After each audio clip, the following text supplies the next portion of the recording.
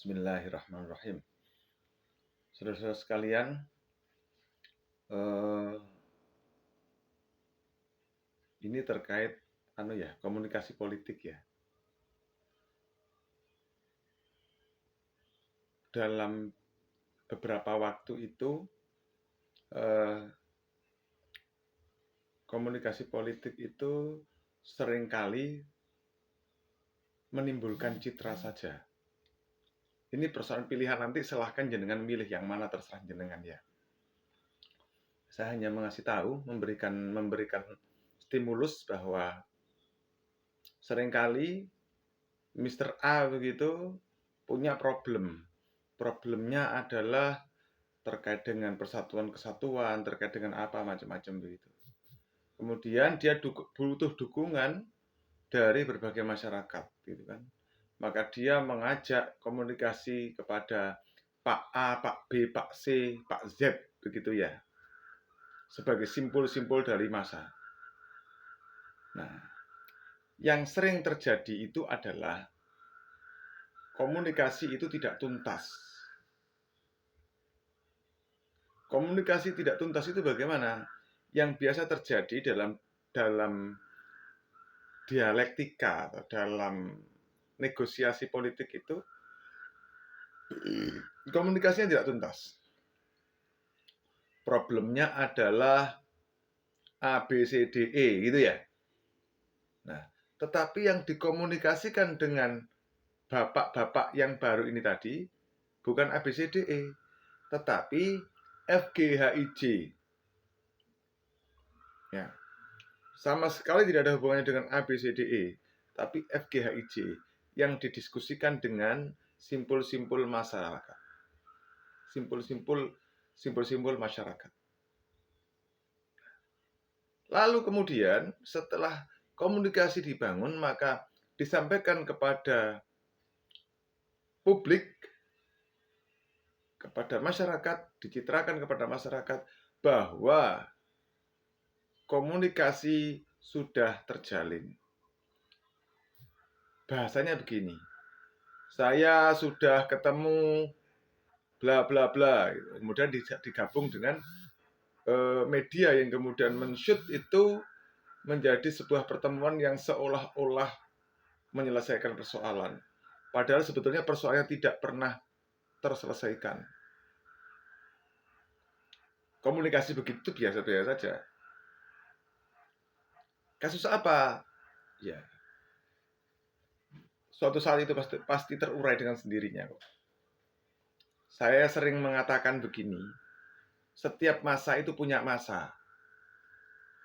Setiap masa itu punya masa. Setiap sesuatu itu punya waktunya. Jadi dan suatu saat akan terbongkar.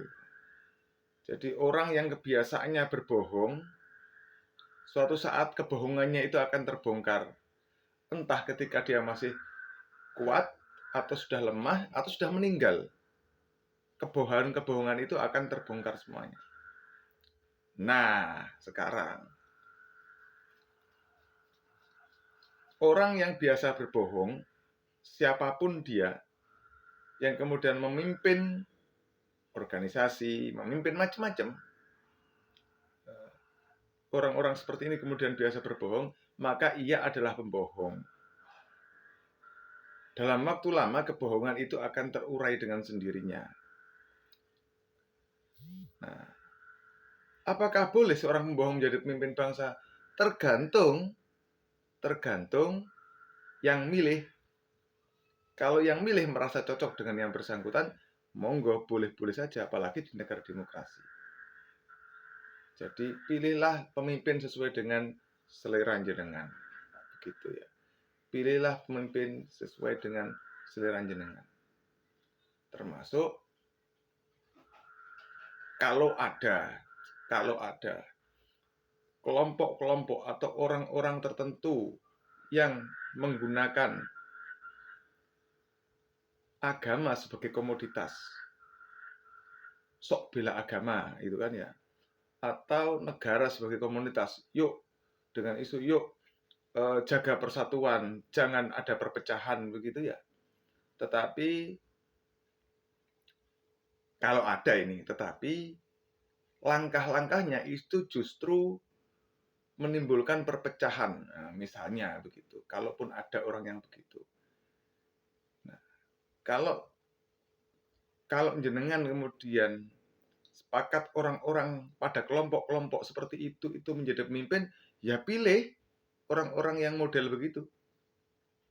Tapi kalau merasa orang-orang seperti itu tidak layak memimpin, ya jangan. Artinya semuanya terserah pada kita, terserah pada jenengan, terserah pada saya.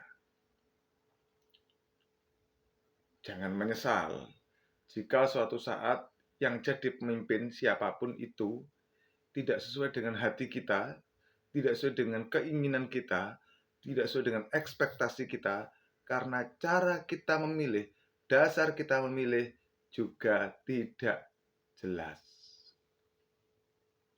Kita mau pemimpin yang mana? Kalau kita mau pemimpin yang pembohong, ya wajar kalau ke depan kita dibohongi terus, gitu kan? Kita mau pemimpin yang suka ngeklaim, suka ngaku-ngaku, ya wajar. Kalau ke depan yang terjadi adalah tidak ada karya, hanya ngaku-ngaku saja. Kalau yang penting kelompok saya menang, ya sudah. Kemenangan itu akan kita dapat, gitu kan? Tapi sampai kapan? Begitu. Kalau saya sih, ya karena memang negara ini negara demokrasi ya. Saya punya pilihan ya, tentu saya milih. Tapi nanti siapa yang jadi, wallahu a'lam, itulah yang terbaik. Semoga tidak ada begini, saudara-saudara. Kalah nyirik, menang nyirik, itu kurang ajar jenengi. Gitu ya. Tidak sedikit pula kok. Dulu zaman Belanda, bela Londo. Londo kalah, cepet-cepetan. Lek bahasa Islami itu jenenge munafik lah. Ada sekarang, enggak tahu, saya enggak bisa menilai orang ya. Jadi ketika seseorang itu kuat, kita bela mati-matian. Ketika dia lemah, kita pertama yang mengatakan bahwa kita adalah yang melawan dia. Begitu. Model-model begitu juga banyak. Jadi kalau kita menjadi pejuang, ya harus siap menghadapi orang-orang yang model begitu itu. Jadi pada saat kita di depan berjuang mati-matian, mereka bisa jadi menjadi musuh kita, menjadi lawan kita. Bukan musuh ya, lawan. Nah, ketika kemudian angin berhembus ke arah pihak pemenang, gitu ya, mereka pun akan lari, meskipun awalnya berseteru dengan kita, mereka akan merapat ke kita demi mendapatkan kemenangan itu. Jadi model-model begitu biasa saja terjadi dalam dunia politik yang itu berebut kekuasaan. Yang penting saya dapat. Gitu. Kalau sudah bicara begitu tidak ada lagi idealisme. Tidak ada lagi loyalitas. Yang ada adalah menang atau kalah. Yang ada adalah bagaimana saya bisa mendapatkan kue kekuasaan. Terus masyarakat oleh apa? Sama oleh apa? Masyarakat oleh apa?